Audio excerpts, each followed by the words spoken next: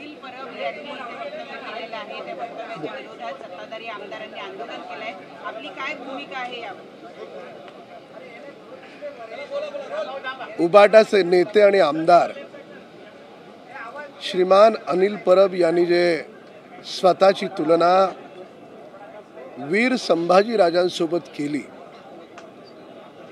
हे दुर्दैवी आहे. छत्रपती शिवाजी महाराज आणि वीर संभाजी राजे यांच्याबरोबर कोणाचीही तुलना होऊ शकत नाही हे त्रिवार सत्य आहे. आमचा खरा सवाल माजी मुख्यमंत्री उद्धव ठाकरे आणि उबाटाचे नेते आदित्य ठाकरे यांना आहे. आपण का मूग घेऊन गप्प बसलाय? का एक शब्द तुमच्या तोंडातून बाहेर पडला नाही? का तुम्ही या वाक्याचा निषेध केला नाही? इतरांना अटकेची मागणी करणारे तुम्ही जेव्हा तुमचा आमदार तुमचे नेते असं बोलतात त्यानंतर तुम्ही गप्प राहता. हेच तुमचं शिवप्रेम आहे, हेच तुमचं सिलेक्टिव्ह प्रेम आहे.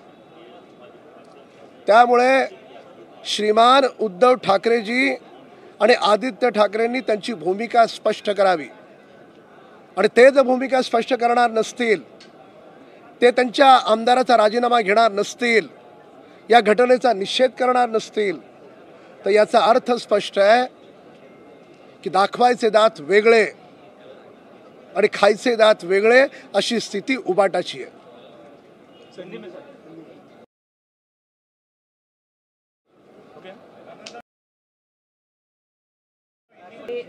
करण्यात आलेली आहे की भारतरत्न देण्यात यावा महात्मा ज्योतिबा फुले आणि त्याचबरोबर सावित्रीबाई फुले यांना.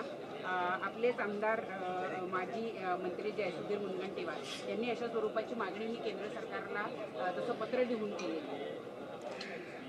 स्वाभाविकपणे महात्मा ज्योतिबा फुले आणि क्रांतिज्योती सावित्रीबाई फुले यांनी केलेलं काम, केलेलं कार्य समाज प्रबोधनासाठी, शिक्षणासाठी हे फार मोठं आहे आणि ते भारतरत्न पुरस्काराच्या देखील वर आहे.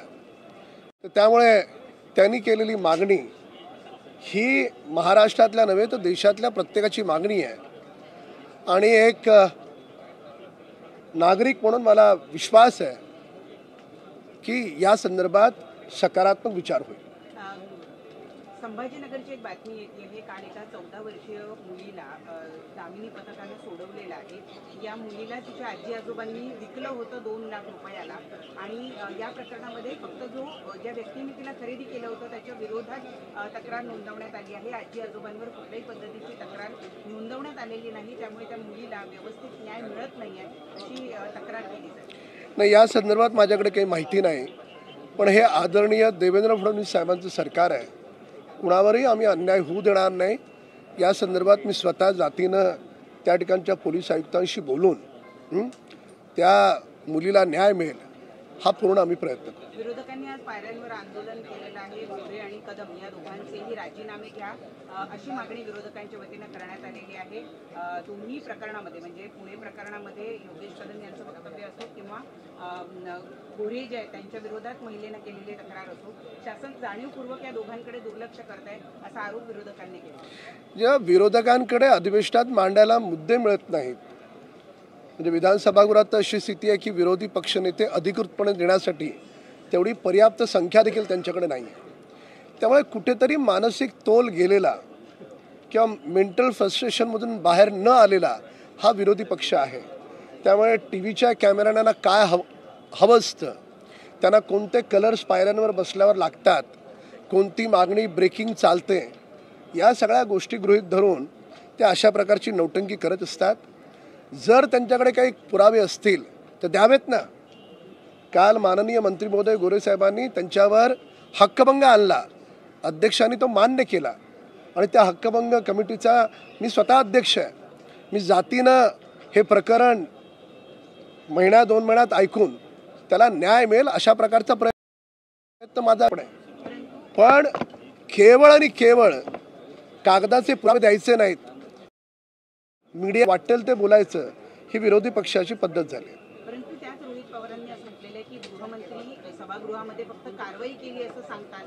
काय कारवाई केली हे मात्र सांगत नाही. याचा अर्थ जे लोक आहेत त्यांना काय कारवाई अपेक्षित आहे सभागृहात विचारावं त्यांनी. आमचे संबंधित मंत्री उत्तर देतील त्याला. सगळे खंबीर आहेत उत्तर द्यायला. हिंदीत अनिल परब ने संभाजी महाराज से अपनी तुलना की है और अपने आप को आज का छावा कहा है. क्या कहेंगे? एक तरफ हम देख रहे हैं कि औरंगजेब पर जो बयान दिया था उसके बाद अबू आजमी की गिरफ्तारी की मांग ही हमारे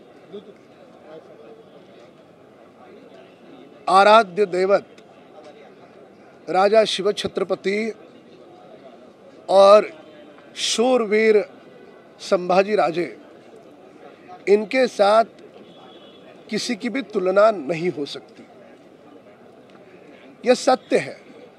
पर इसके बावजूद उबाटा के नेता श्रीमान अनिल परब, जो श्रीमान उद्धव ठाकरे जी के बहुत करीबी माने जाते हैं, पूर्व मंत्री रह चुके हैं, वे अपने आप को वीर संभाजी राजे के साथ जोड़ रहे हैं. इनकी हिम्मत देखो.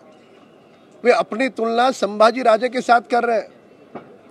हमारा सवाल श्रीमान उद्धव ठाकरे और श्रीमान आदित्य ठाकरे से है.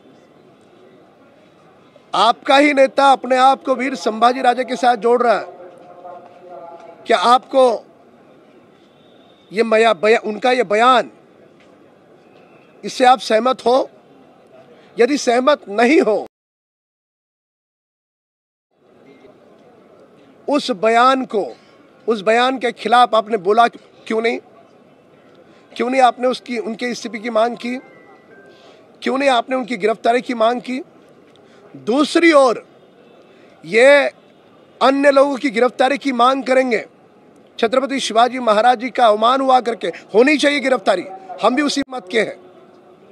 पर अब तुम्हारा ही नेता जब वीर संभाजी राजे का अवमान कर रहा है, तो श्रीमान उद्धव ठाकरे स्वयं क्या अनिल परब इनकी गिरफ्तारी की मांग करेंगे? क्या उनको पद से इस्तीफा देने को कहेंगे? क्या उनके बात का खंडन करेंगे या समर्थन करेंगे? ये भूमिका वो स्पष्ट करें. 24 घंटे बीत गए, अब तक ना उद्धव ठाकरे की ओर से कोई बयान आया, ना आदित्य ठाकरे की ओर से कोई बयान आया. उनकी खामोशी क्या अनिल परब को समर्थन देने वाली है? अगर वो इस पर कुछ बोलते नहीं तो ये बात स्पष्ट हो जाता जी को तोड़ करता है. इस बयान पर उद्धव ठाकरे की खामोशी उनका समर्थन करती है. यह दुर्भाग्यपूर्ण है.